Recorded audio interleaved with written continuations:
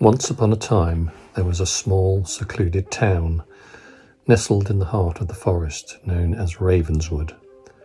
The town was known for its eerie atmosphere and dark legends, but it was also home to a clown by the name of Jack. He was a strange and mysterious figure, always seen lurking in the shadows and never speaking to anyone. Despite his strange demeanour, the children of Ravenswood loved him and would often beg their parents to hire him for their birthday parties. As the years went by, the town's inhabitants began to notice that something was off about Jack.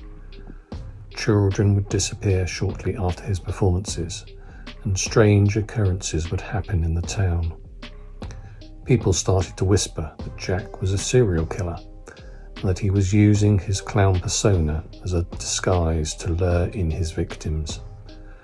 The rumours spread like wildfire, and soon no one in Ravenswood would dare hire him for any event. Feeling shunned and outcast, Jack retreated deeper into the forest. He built himself a small cabin and began to live a solitary life, away from the judgmental eyes of the townspeople.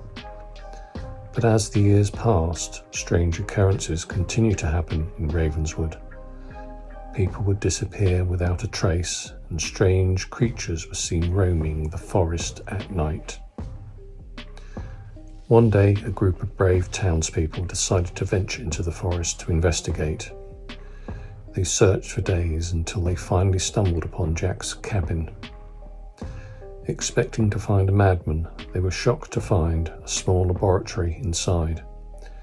Jack had been experimenting with teleportation technology, but not for the purpose of saving people, but for his own twisted desires.